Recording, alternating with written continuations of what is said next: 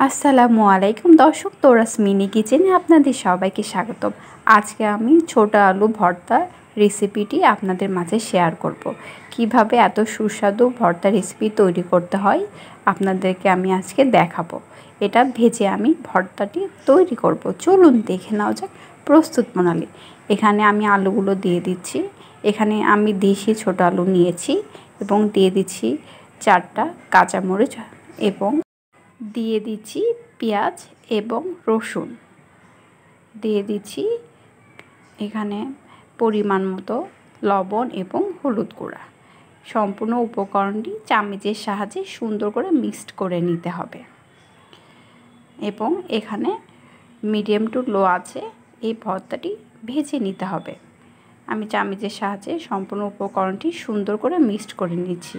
আর আলুটি সিদ্ধ হওয়ার জন্য এখানে আমি সামান্য পরিমাণ পানি অ্যাড করে দিচ্ছি। যেহেতু আলু সহজেই সিদ্ধ হয়ে যায়, সেক্ষেত্রে আমি সামান্য পরিমাণ আলুর জন্য সামান্য পানি অ্যাড করছি। যদি আমি এখানে বেশি পানি অ্যাড করি তাহলে ভর্তাটি নরম হয়ে যাবে এবং খেতে ভালো লাগবে না। এখন আমি ঢাকনার সাহায্যে ঢেকে দিচ্ছি।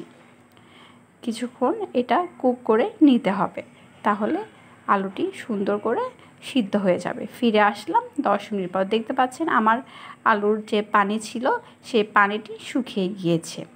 এখন এটা আমি চামচের সাহায্যে হালকা ব্রাউন কালার করে ভেজে নিব। এটা যদি আপনি হালকা ব্রাউন কালার করে ভেজে নেন তাহলে ভর্তাটি খেতে লাগবে একদম পারফেক্ট।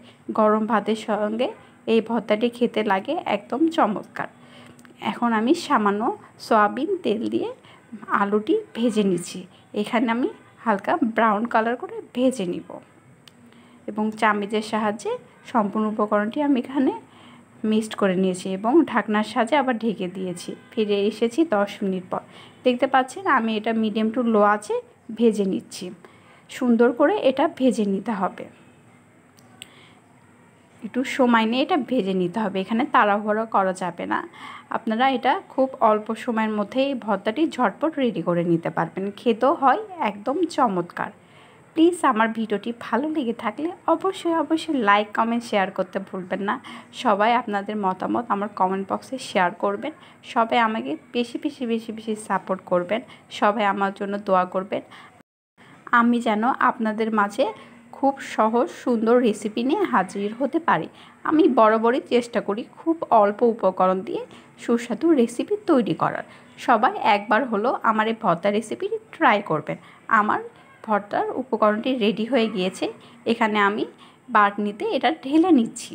দেখতে পাচ্ছেন এটাতে আমি ঢেলে নিচ্ছি। আপনার এটা ব্লেন্ডার কিংবা এটা আপনার পাটাতে পিষে নিতে পারেন। আমি এটা পিষে নিচ্ছি। দেখতে পাচ্ছেন সব ভর্তা আমি পিষনের ভিতরে রেখে দিয়েছি। এখন আমি এটা ঘুটনির সাহায্যে এটা মিহি করে নিব। এখন এটা আস্তে আস্তে আমার মিহি করে নিতে হবে। এখানে ঝাল আপনারা আপনাদের স্বাদ অনুযায়ী অ্যাড করবেন। আপনারা চাইলে লবণটি পরেও অ্যাড করতে পারেন। আমি এখানে সম্পূর্ণ উপকরণটি সুন্দর করে মিক্সড করে নিচ্ছি এবং কিছু কাঁচামরিচ আমি একটু সাইডে রেখে দিচ্ছি। আমি সব কিছু মিক্সড করার পর চেখে দেখব যে ঝালের পরিমাণটা ঠিক আছে কি না।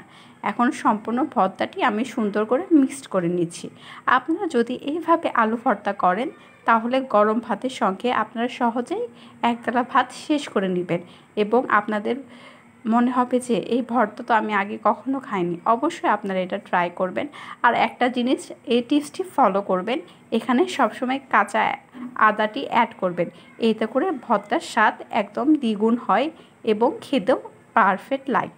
অবশ্যই আপনারা এখানে 1 কোয়া আদা অ্যাড করবেন, কাঁচা আদা। তাহলে আপনার ভর্তাটি সুন্দর একটা টেস্ট হবে এবং ফ্লেভারটাও সুন্দর হবে। এখন আমি সম্পূর্ণ ভর্তাটি সুন্দর করে হাতের সাহায্যে মেখে নিচ্ছি। এই পর্যায়ে আমি এখানে একটু সরিষার তেল অ্যাড করে দিব। আমি যেহেতু এখানে সরিষার তেল আগে দেই নাই, এখন আমি এখানে সামান্য পরিমাণ সরিষার তেল অ্যাড করে দিব এবং সম্পূর্ণ ভর্তাটি সুন্দর করে মেখে নিব। আমার তৈরি হয়ে গিয়েছে ভর্তাটি। দেখতে পাচ্ছেন কত পারফেক্ট হয়েছে। আপনারা অবশ্যই একবার হলো আমার এই ভর্তাটি ট্রাই করবেন। দেখতে পাচ্ছেন আমার ভর্তাটি কত পারফেক্ট হয়েছে। এইভাবে একবার হলো ভর্তাটি ট্রাই করবেন। সবাই ভালো থাকবেন। আসসালামু আলাইকুম, আল্লাহ হাফেজ।